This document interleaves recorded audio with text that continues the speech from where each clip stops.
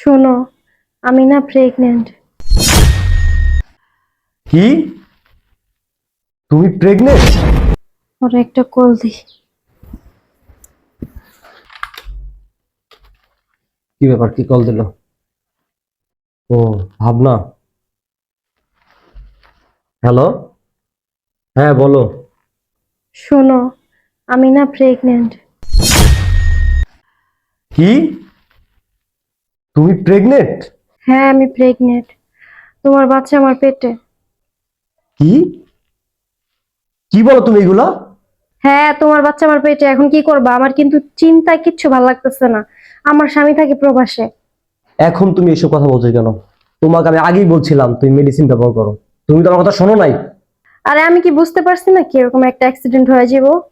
দেখো, এখন এত কথা বলে লাভ নেই, যেহেতু বাচ্চা পেটে চলে আসছে, এখন এই বাচ্চা স্বীকৃতি তুমি দিবা। কি? না, আমি কোনো দিনও এই বাচ্চা স্বীকৃতি দিতে পারবো না। আমি একটা কোম্পানির বস, আমার মান সম্মান আছে, আমি পারবো না। কি বললা? বাচ্চা স্বীকৃতি দিতে পারবা না? তোমার মান সম্মান আছে? হ্যাঁ, তোমার একেরই মান সম্মান আছে, আমার কোনো মান সম্মান নাই। যখন আমাকে নিয়ে রিসোর্টে রিসোর্টে ঘুরছো, হোটেলে গেছো, সময় কাটাইছো, তখন তোমার মান সম্মানের কথা মনে ছিল না? এখন যখন বাচ্চা স্বীকৃতি দেওয়ার সময় আসছে, এখন তোমার মান সম্মান জ্বালা গেছে। শোনো, এখানে আমার কোনো দোষ নেই। তুমিও মজা নিছো, আমিও মজা নিছি। তুমিও সময় কাটাইছো, আমিও সময় কাটাইছি। দেখো, এই বাচ্চার স্বীকৃতি আমি দিতে পারবো না। একটা কাজ করো, হসপিটাল গিয়া এই বাচ্চার জন্য। কি বললা তুমি? আমি হসপিটালে গিয়ে বাচ্চা অ্যাবর্শন করে ফেলবো? এটা আমি কিছুতেই পারবো না। তুমি আমাকে বিয়ে করবা। কি করলা? আমি তোমাকে বিয়ে করব? আরে তুমি ভাবলা কি কইরা? তুমি কোথায় আর আমি কোথায়? আরে আমার কোম্পানিতে তোমার মতো এমন সুন্দরী সুন্দরী মেয়ে ডজনে ডজনে আমার কোম্পানিতে আছে। এই, এত পেছাল পেরো না তো। আমি তোমার বাচ্চার স্বীকৃতি দিতে পারবো না, আমি বিয়ে করতে পারবো না। কি বললা? তোমার অফিসে আমার থেকেও বিশ্ব সুন্দরীরা ডর্জনে ডর্জনে পড়ে থাকে? হ্যাঁ, তোমার অফিসে যদি এতই সুন্দরী মেয়ে থাকে, তাহলে তুমি আমার পিছনে ঘুরছো কেন? আমাকে নিয়ে এই জায়গায় ওই জায়গায় গেছো কেন? হ্যাঁ, আর এখন বলতেছো বিয়ে করতে পারবা না? তুমি আমারে চিনো না, তুমি আমার সবকিছু শেষ করছো, এখন বলতেছো বিয়ে করবা না?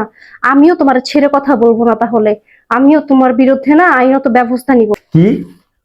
তুমি আমাকে আইনের ভয় দেখাইতেছো? আরে তোমার আমার পকেটে থাকে, কিচ্ছু করতে পারবে না। শোনো, আমার একটা মান ইজ্জত আছে। মান সম্মান আছে?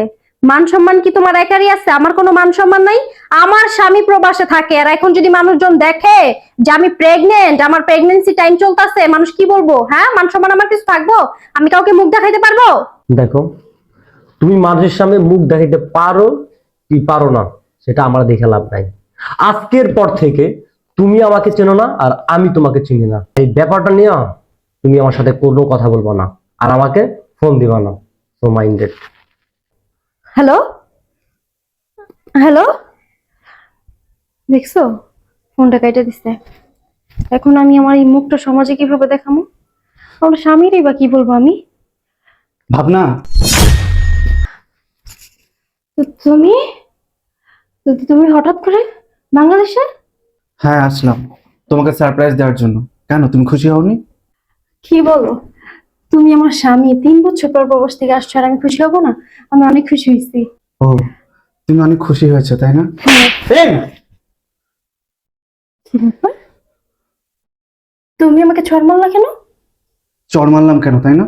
তোর খুব জানতে ইচ্ছে করছে কেন আমি চড় মেরেছি। তুই না খুব ভালো অভিনয় জানিস, বুঝতে পেরেছিস?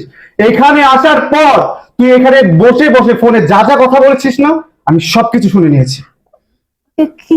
কি বলো তুমি এগুলা? আমি কত আশা করে এখানে এসেছিলাম।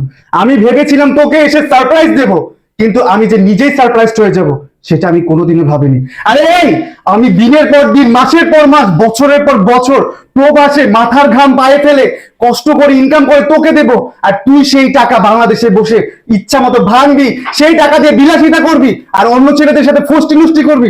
এটা আমি কিভাবে মেনে নেবো? তুই শুধু ফষ্টি নষ্টি করেই থেমে থাকিসনি, তুই অন্য জনের বাচ্চা পেটে নিয়েছিস। ছি! দেখো, তুমি যা ভাবতেছো এরকম কিছু না, এটা আসলে অ্যাক্সিডেন্টলি হয়ে গেছে। অ্যাক্সিডেন্ট? এটা কি ধরনের অ্যাক্সিডেন্ট? এটা অ্যাক্সিডেন্ট? এটা কি ধরনের অ্যাক্সিডেন্ট? আমি তোর স্বামী থাকা অবস্থায় তুই বিভিন্ন হোটেলে যাস, বিভিন্ন ছেলেদের সাথে বারে যাস, তাদের সাথে ফষ্টি নষ্টি করে পেটে বাচ্চা নিয়ে আসিস, এটা তুই বলিস অ্যাক্সিডেন্ট? এই তুই যে আমার বউ, এটা বলতেও না আমার ঘৃণা লাগছে। এবার কত আশা নিয়ে এসেছিলাম, তোকে বিয়ে করে 6 মাসের মাথায় প্রবাস চলে গিয়েছিলাম। এবার আমি বড় ছুটি নিয়ে এসেছি, ভেবেছিলাম এইবার তোর সাথে আমি ভবিষ্যৎ নিয়ে পরিকল্পনা করবো, আমাদের বাচ্চা হবে, আমরা সুখে সংসার করব। কিন্তু তুই তার আগে অন্যজনের বাচ্চা পেটে নিয়ে বসে আছিস, এটা আমি কি করে মেনে নেবো? আমি এটা কোনোভাবেই মানবো না। তোর মতো একটা নষ্টা দুশ্চরিত্রা মহিলার সাথে আমি কোনোভাবেই সংসার করব না। তাই ভালোই ভালোই বলছি, আমার বাসা থেকে এখন এই মুহূর্তে তুই চলে যা, আমার লাইফে তোর কোনো জায়গা নেই। তুমি এগুলো কি বলতেছো বলো? আমি কোথায় যাব? আমি তোমাকে অনেক ভালোবাসি। ভালোবাসিস না?